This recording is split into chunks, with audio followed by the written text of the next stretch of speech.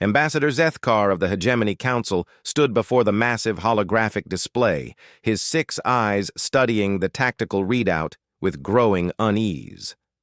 The blue-white star system designated as Sol burned brightly in the center, surrounded by orbital defense platforms that seemed almost primitive compared to hegemony technology. Yet something about the data made his chitinous exoskeleton shiver. "The humans have refused our ultimatum again," reported General Vex Mora, her scaled hands clasping behind her armored back. "Their representative laughed when we demanded tribute. Actually laughed, Ambassador." The war room fell silent except for the soft humming of processing units analyzing intelligence reports. Representatives from 12 different species sat around the crystalline conference table, each one a master of warfare from their respective worlds. The hegemony had conquered over 400 systems in the past millennium, and no species had ever dared to openly mock their demands.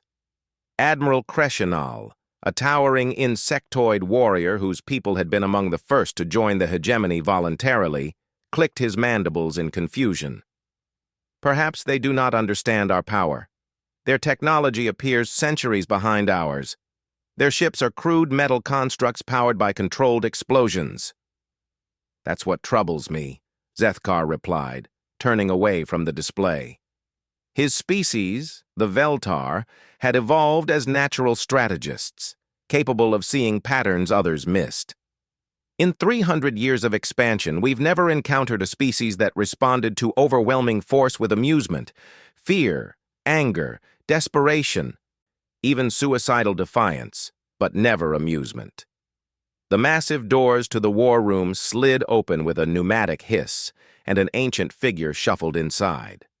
Elder Morden was old even by the standards of his long-lived species, the Kethmori. His kind had been spacefaring for over 10,000 years before the hegemony even existed. Most council members barely acknowledged the elderly advisor, considering him a relic whose time had passed. "You should not attack the humans," Morden wheezed, his voice barely above a whisper. The room erupted in shocked murmurs. Never before had a member of the council spoken against military action once the hegemony had made its demands. General Vex Mora's eyes narrowed to dangerous slits. "Elder, perhaps your age has finally affected your judgment. These humans are primitives. Our preliminary scans show they've barely begun to explore their own star system." Morden's ancient eyes, clouded with age but still sharp with intelligence, fixed on the general. "I have seen species like them before. Long ago, in the early days of my people's expansion, we learned to recognize the warning signs." "What warning signs?" Zethkar asked, genuinely curious. The Veltar respected wisdom, regardless of its source. The old Kethmori moved slowly to the holographic display, studying the human homeworld with its blue oceans and white clouds. "Tell me, General, what do your intelligence reports say about human conflicts?" Vex Mora consulted her datapad impatiently. "They're constantly at war with themselves, over resources, territory, ideology, religion. Sometimes they seem to fight simply for the sake of fighting. It's remarkably inefficient. And their weapons development? Crude, but extensive. They've created devices capable of destroying their own planet multiple times over. They've weaponized everything from chemical compounds to directed energy to kinetic projectiles. They even turned microscopic organisms into weapons at one point." Morden nodded slowly. "How many active military conflicts were occurring on their planet when you made contact?" The general's scales rippled with confusion. "Approximately 47 regional conflicts, with varying degrees of intensity. But I fail to see how this primitive squabbling represents a threat to the hegemony." "Because," the elder said softly, "you've never seen what happens when a species that fights itself constantly suddenly finds a common enemy." Admiral Crescenal's compound eyes reflected the light from the hologram as he studied the tactical data more carefully. "Their ship designs are indeed primitive, but they show remarkable diversity. Each of their major political entities has developed completely different approaches to space combat. Different approaches born from fighting each other, Mordun confirmed. Look closer at their defensive preparations. Zethkar manipulated the holographic controls, zooming in on Earth's orbital installations. What he saw made him pause. The human defenses weren't arranged in any pattern recognized by standard military doctrine. Instead of creating overlapping fields of fire to protect against invasion fleets, they seemed designed to deny specific vectors of approach, while leaving others seemingly open. It's as if they're planning to funnel attackers into kill zones, he murmured. Because they are, Mordun replied. My people encountered a species like this once, 8,000 years ago. We called them the Burning Ones. They had been fighting among themselves for millennia when we made contact. Their technology was inferior to ours in every measurable way. The war room had grown completely silent. Even the background humming of the ship's systems seemed muted. What happened to them? Zethkar asked, though part of him already suspected the answer. They exist no more, Mordun said simply. Not because we destroyed them, but because of what they became when they united against external threats. The Burning Ones transformed from a fractured collection of warring tribes into something else entirely, something that turned war itself into an art form.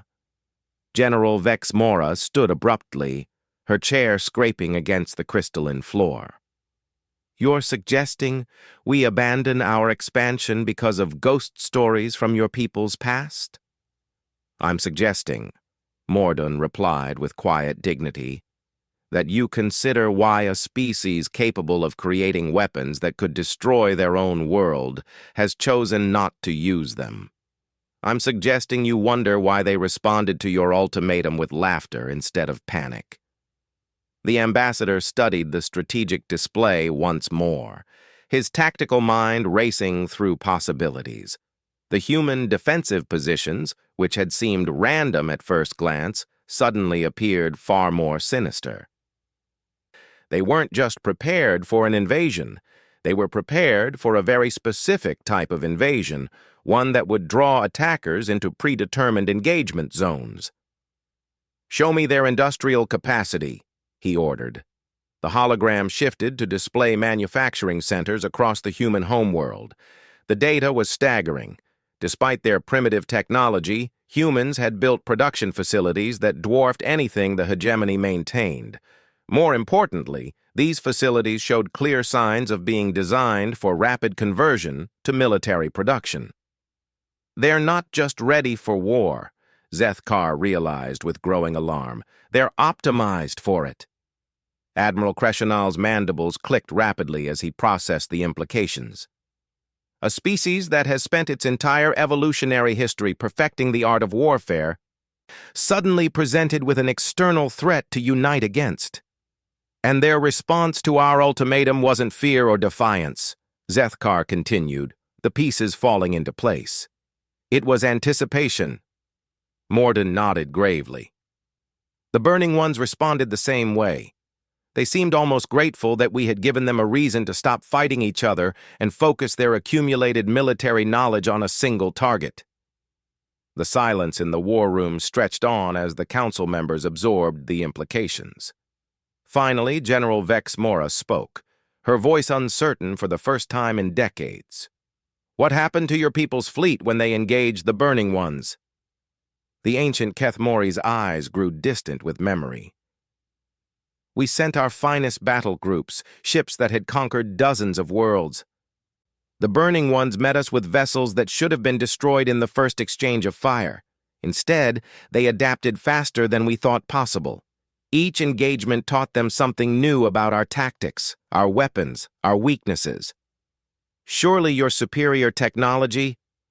Technology means nothing when your opponent is willing to sacrifice entire fleets to learn how your shields work, or how your engines generate thrust, or where your command centers are located. The Burning Ones turned every battle into a learning experience, and they learned faster than we could adapt. Zethkar stared at the human homeworld, its peaceful appearance now seeming ominous rather than primitive. How did it end? We withdrew after losing 60% of our fleet. The Burning Ones had suffered far greater casualties, but they were already building new ships based on the wreckage of ours. Worse, they had begun to modify our captured technology in ways we hadn't anticipated. They were turning our own weapons against us, but making them more efficient, more deadly. The ambassador's 6 eyes focused on different aspects of the human data simultaneously, a skill his species had evolved for battlefield awareness. What he saw chilled him to his core. Human industrial output, population distribution, resource allocation, everything suggested a civilization that had unconsciously optimized itself for sustained military conflict. "What became of the Burning Ones?" Admiral Crescenall asked. Morden's expression grew somber. "They achieved unity through war. Once they had defeated us, they had no external threats to fight. So they turned their perfectly honed military machine inward again. Their final civil war lasted 3 centuries and ended with the complete sterilization of their homeworld. They chose mutual annihilation rather than surrender to any faction." The implications hung in the air like a toxic cloud. A species that could defeat the mighty Keth Mori fleet had ultimately destroyed itself through its own martial excellence. "But the humans are different," Vex Mora said, though her voice lacked its earlier confidence. "They've had weapons capable of planetary destruction for decades and haven't used them." "Which makes them more dangerous, not less," Morden replied. "The Burning Ones never learned restraint. These humans have. They've spent generations learning when not to fight, which means when they do fight, it's with purpose." Ambassador Zethkar called up additional data on human conflicts, studying patterns of warfare across their recorded history. What he found was disturbing. Human military doctrine had evolved continuously, incorporating lessons from every conflict. More importantly, their greatest technological leaps had consistently emerged from wartime necessity. "Look at this," he said, highlighting specific data points. "Their advancement in metallurgy, computation, energy generation, medical technology, all of it accelerated during periods of conflict. They use war as a catalyst for innovation," Admiral Crescenall observed. "Each conflict pushes them to develop new capabilities." "And now we're offering them the greatest conflict they've ever faced," Zethkar added grimly. Captain Sarah Chen stood on the bridge of the UES Defiance, watching the massive alien fleet emerge from hyperspace at the edge of the solar system. The tactical display showed over 3,000 ships, each one larger than anything humanity had ever built. By every logical measure, the human fleet was outmatched, outgunned, and outnumbered. She smiled. "Admiral Harrison, we're receiving communications from the lead alien vessel," reported Lieutenant Rodriguez from the communications station. "They're demanding our immediate surrender." Admiral Harrison, commanding the human fleet from the flagship UES Unity, appeared on the main view screen. His weathered face showed no trace of concern despite the overwhelming odds. "Tell them we'll consider their proposal after they've filed the proper paperwork with the Sol System Immigration Authority." The bridge crew erupted in quiet laughter, the sound carried across the fleet's communication network. Throughout the human armada, similar scenes played out as crews prepared for what every tactical computer insisted was certain doom. "Ma'am, I'm reading some unusual energy signatures from the alien fleet," reported Ensign Park from the sensor station. "Their weapon systems appear to be charging, but they're also conducting detailed scans of our ships." Captain Chen nodded, unsurprised. Intelligence reports had suggested the aliens were methodical in their conquests, preferring to study their enemies before attacking. What they probably didn't realize was that humans had been studying them for months, ever since long-range sensors had detected their approach. "Initiate Protocol 7, she ordered calmly. Across the human fleet, ships that had appeared to be standard military vessels began revealing their true nature. Cargo haulers dropped their disguised hulls to reveal battleships bristling with weapons. Research vessels transformed into mobile shipyards. Even civilian transports shed their false exteriors to become carriers, launching swarms of fighters. On the alien flagship, Ambassador Zethkar watched in growing alarm as the human fleet doubled, then tripled in apparent size and firepower. What they had perceived as a desperate gathering of whatever ships humanity could muster was revealing itself as an elaborate deception. "How did our intelligence miss this?" General Vexmora demanded, her scales shifting to an angry red pattern. "Because we looked for what we expected to find," Zethkar replied grimly. "Military vessels that conform to our understanding of space combat doctrine. We didn't consider that humans might disguise warships as civilian craft." Admiral Crescenal's compound eyes were processing multiple data streams simultaneously. "It's not just disguised warships. They're reconfiguring their entire fleet formation in real time. Those cargo containers aren't containers at all. They're modular weapon platforms." The human fleet was transforming before their eyes, revealing innovations born from centuries of warfare against opponents who knew all their conventional tactics. Humanity had learned to fight dirty, to adapt, to turn perceived weaknesses into unexpected strengths. "Sir, we're receiving another transmission from the humans," reported the communications officer aboard the alien flagship. Admiral Harrison's image appeared on the alien vessel's main screen, his expression calm and professional. "To the commanding officer of the alien fleet, I'm Admiral Marcus Harrison of the United Earth Space Command. I understand you've made certain demands regarding our star system. Before we proceed, I'd like to discuss terms." Zethkar stepped forward, his diplomatic training overriding his tactical concerns. "I am Ambassador Zethkar of the Hegemony Council. Your resistance is futile. Our technology is superior, our numbers overwhelming. Surrender now, and your species will be incorporated into the hegemony with minimal casualties." Harrison nodded thoughtfully. "I appreciate the offer, but I'm afraid we have to decline. You see, humanity has a bit of a problem with authority figures who make demands without proper introduction. It's a cultural thing." "You jest in the face of annihilation?" General Vexmora snarled, pushing into the transmission range. "Not jesting, General, negotiating. You've come to our home system, made threats against our people, and demanded submission. That's what we humans call an act of war. Now, war is something we know quite a bit about." The human admiral gestured, and the tactical display shared with the alien fleet updated to show the true scope of the human defensive preparations. Hidden weapons platforms throughout the asteroid belt came online. Orbital stations around every planet revealed themselves as heavily armed fortresses. The moon itself seemed to split open, revealing massive cannon arrays that had been concealed beneath artificial regolith. "What you're seeing represents about 12% of our total defensive capability," Harrison continued conversationally. "The rest is classified, but I think you get the general idea." On the alien flagship, Elder Morden shuffled forward, his ancient voice cutting through the shocked silence.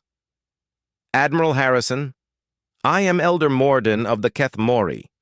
My people have encountered species like yours before. We know what you are capable of when united against a common threat." Harrison's expression grew more serious as he studied the elderly alien. "Elder Morden, your species has an interesting history. Our intelligence services have been quite thorough in their research since we detected your approach. We know about the Burning Ones." The admission sent shock waves through the alien command staff. Humans had not only known they were coming, but had researched their histories, their tactics, their past conflicts. "Then you know how that conflict ended," Morden said quietly. "I know how it ended for them," Harrison replied, "but humanity learned something the Burning Ones never did. We learned that the strongest weapon isn't the one that destroys your enemies. It's the one that makes them choose not to be your enemies in the first place." Captain Chen watched from her bridge as the human fleet completed its transformation. What had appeared to be a hastily assembled defensive force was now revealed as a carefully orchestrated war machine designed specifically to counter the tactics and technologies of the alien hegemony. "Captain, I'm reading massive power buildups from our hidden installations," reported Ensign Park. "The asteroid belt platforms are charging what appear to be relativistic projectile cannons." "And the Luna batteries?" Chen asked. "Online and targeted? Ma'am, if those moon-based weapons fire at full power, they could punch holes through the alien flagship's shields from this range." But Captain Chen knew those weapons wouldn't fire first. Humanity had learned patience along with strategy. They had studied every recorded hegemony conquest, analyzed their battle tactics, identified their weaknesses. More importantly, they had prepared for this moment for months. Admiral Harrison continued his transmission to the alien fleet. "We've studied your species' military doctrine extensively. The hegemony prefers to demonstrate overwhelming force. Accept surrender, then incorporate conquered species as client states. It's an efficient system that has served you well for over 1,000 years." "Your point, Admiral?" Ambassador Zethkar asked, though he suspected he didn't want to hear the answer. "My point is that your system assumes rational opponents who value survival over freedom. Unfortunately for you, humans have never been particularly rational about either survival or freedom. We tend to fight when fighting seems hopeless, and we tend to win when winning seems impossible." On the alien flagship, tactical computers were running continuous analyses of the human fleet disposition. The results were increasingly alarming. Human ships weren't just armed for conventional space combat, they were equipped for boarding actions, siege warfare, asymmetric attacks, and tactics the hegemony had never encountered. "Their weapon systems are designed for multiple engagement profiles," Admiral Kreshenal reported, his voice tight with concern. "Long-range precision strikes, close-quarters combat, anti-ship missiles, point defense networks, electronic warfare capabilities. It's like they've prepared for every possible type of space battle simultaneously." "Because they have," General Vexamora realized. "They've been fighting each other for millennia. They've developed countermeasures for every tactic we might use because they've already used them against themselves." The human fleet began moving into attack formation, but not any formation the hegemony recognized. Instead of the orderly battle lines favored by most civilized species, the humans deployed in loose clusters that could rapidly reconfigure for different tactical situations. "Admiral," Captain Chen's voice came over the fleet communications, "we're reading increased activity from the alien weapon systems. I think they're finally taking us seriously." "Good," Harrison replied. "It's time for the next phase. Transmit the files." Across space, the human fleet began broadcasting data packets directly to the alien vessels. Not weapons or viruses, but something far more insidious. Information. On the hegemony flagship, communication officers scrambled to analyze the incoming data streams. What they found made their blood run cold. Detailed intelligence reports on hegemony military capabilities, ship specifications, weapon systems, tactical doctrines, even the personal histories of commanding officers. "How did they obtain this information?" Zethkar demanded. "We've been monitoring your communications for over 2 years," Admiral Harrison explained calmly. "Your technology is impressive, but your encryption methods assume opponents with similar technological capabilities. Humans approach cryptography the same way we approach warfare. We assume our enemies are smarter than us and plan accordingly."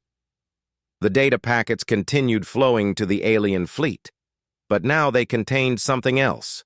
Detailed analyses of every space battle the hegemony had fought in the past century. Human computers had studied each engagement, identified patterns, weaknesses, exploitable tactical preferences.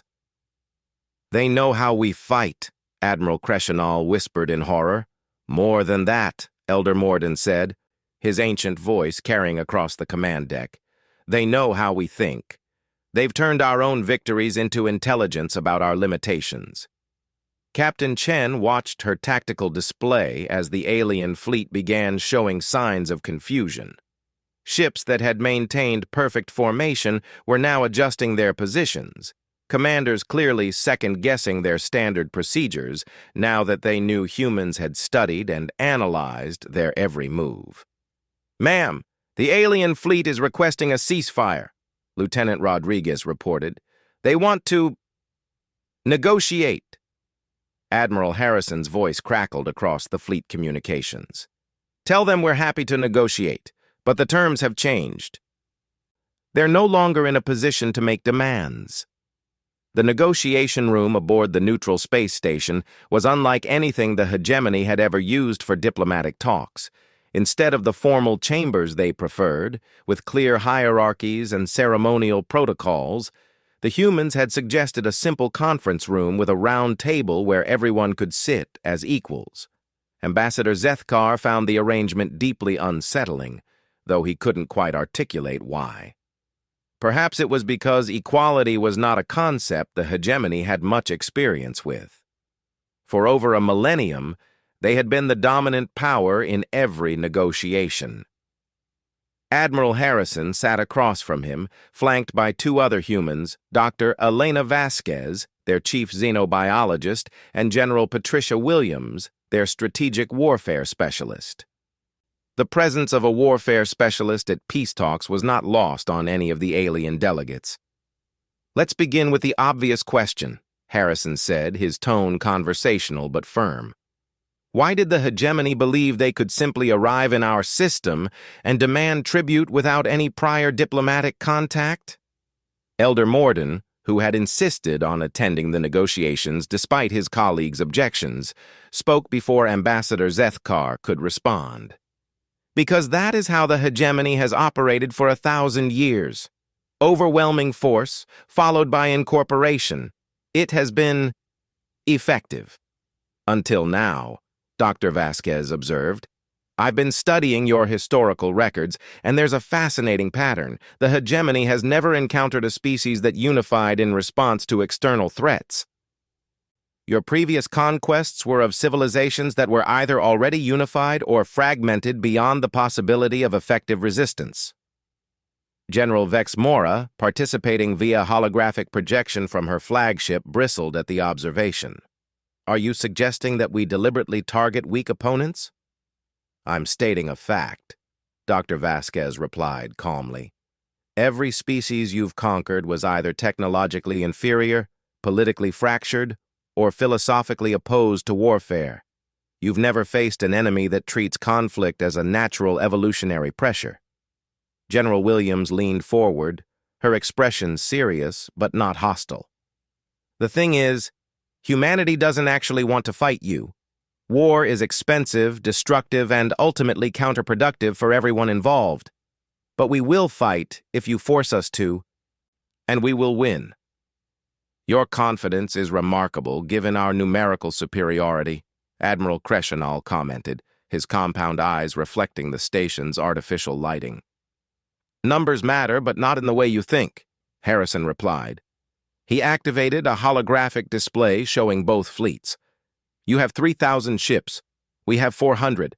By traditional calculations, you should achieve victory with minimal losses." "Traditional calculations don't account for force multipliers," Williams continued. "Every human ship can be reconfigured for multiple roles.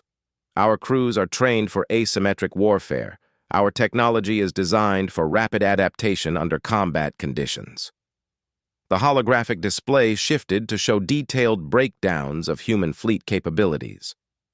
The aliens watched in growing alarm as each ship revealed modular systems that could be reconfigured in real time, weapons that could be modified for different targets, and defensive systems that adapted based on incoming threats. "More importantly," Harrison added, "our entire industrial base is designed for wartime production. If this conflict extends beyond the initial engagement, humanity can replace losses faster than you can inflict them." Ambassador Zethkar studied the data with his species' natural strategic intuition. What he saw confirmed his worst fears. The human fleet wasn't just prepared for battle.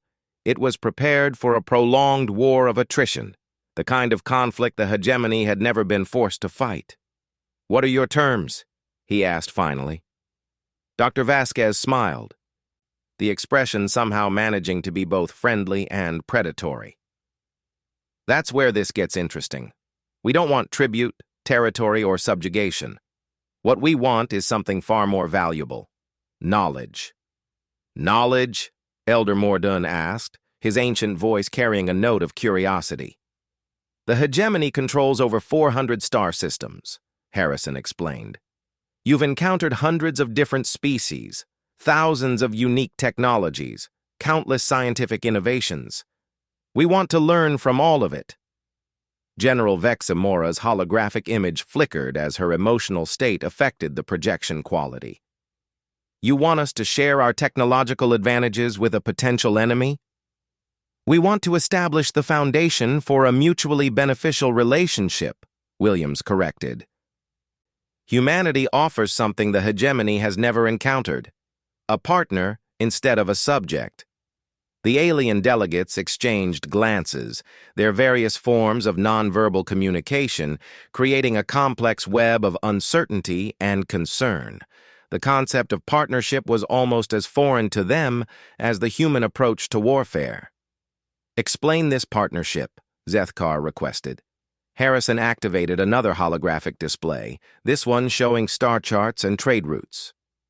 "Humanity controls one star system, but it's a system that's perfectly positioned for expansion in multiple directions. More importantly, humans excel at innovation under pressure and rapid technological development." "We're offering to become your research and development partner," Dr. Vasquez added. "Give us a problem, any problem, and humanity will find 12 different solutions, half of which will be things you never considered possible." "In exchange for what?" Admiral Crescenal asked suspiciously.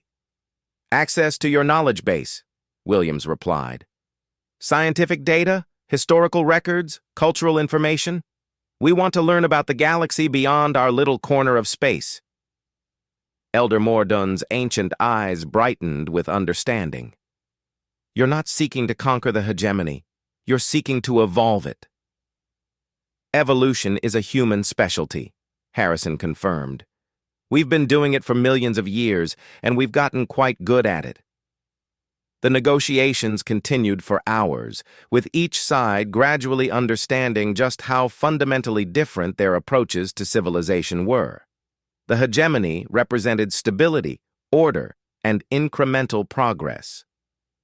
Humanity represented chaos, innovation, and exponential change. "There is one concern," Ambassador Zethkar said during a break in the formal discussions. "Humanity's approach to conflict resolution is intense. What happens when you no longer have external threats to unite against?" It was General Williams who answered, her expression thoughtful. "That's actually the genius of this partnership. Exploration and discovery provide the same evolutionary pressure as warfare, but with constructive rather than destructive outcomes."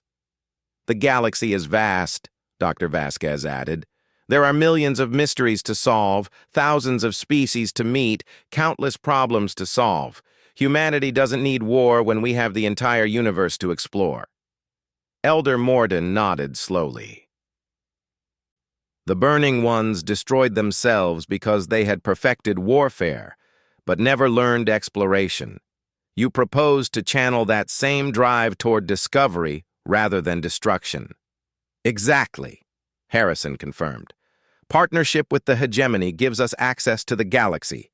In return, we'll help you solve problems you didn't even know you had." The final agreement was unlike any treaty the hegemony had ever negotiated. Instead of tribute and subjugation, it established joint research initiatives, cultural exchange programs, and mutual defense agreements. Humanity would maintain sovereignty over the Sol system while gaining access to hegemony space. In return, human innovation would be shared with all member species of the expanded alliance. "There is one final condition," Admiral Harrison said, as the formal documents were being prepared. "Which is?" Zethkar asked. Any species that joins this alliance does so voluntarily. No more conquests, no more demands for tribute. If a civilization wants to join, they're welcome. If they prefer independence, they're left alone.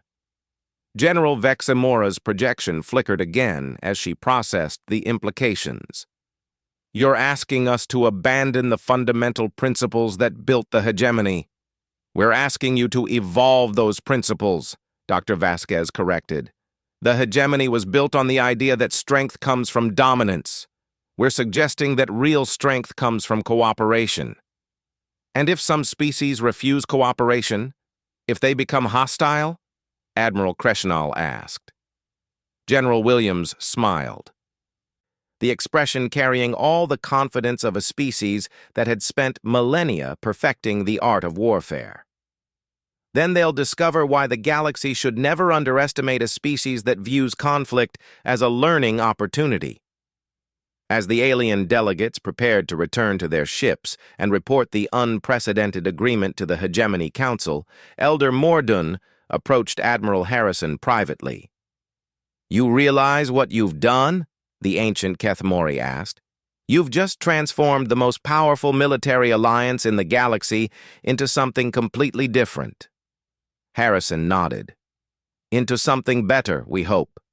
The universe is too big and too wonderful for any one species to dominate. But together, working as partners rather than conquerors, there's no telling what we might accomplish. The Burning Ones could have learned this lesson, Mordun reflected sadly. If they had chosen cooperation over conquest, exploration over domination, they couldn't choose what they'd never learned, Harrison replied. Humanity was lucky. We learned to fight each other for so long that we eventually learned when not to fight. More importantly, we learned that the best victories are the ones where everyone wins. As the human fleet returned to Earth and the alien vessels began their journey back to hegemony space, both species began to contemplate a future neither had imagined possible. The galaxy was about to change in ways that would have been inconceivable just days before. The warning that had brought Elder Mordun to the council chambers had been prophetic. Striking the humans would have turned empires to ash, but not through conquest or destruction. Instead, humanity had achieved something far more dangerous and far more powerful. They had convinced the galaxy's greatest military power to evolve beyond the need for warfare altogether. In the years that followed, the Human Hegemony Alliance would become legendary throughout the galaxy, not for their military might, but for their unprecedented success in turning enemies into partners, problems into opportunities, and the vast emptiness of space into humanity's greatest classroom. The species that had once fought themselves for millennia had finally found an opponent worthy of their greatest talent, the infinite mystery of the universe itself.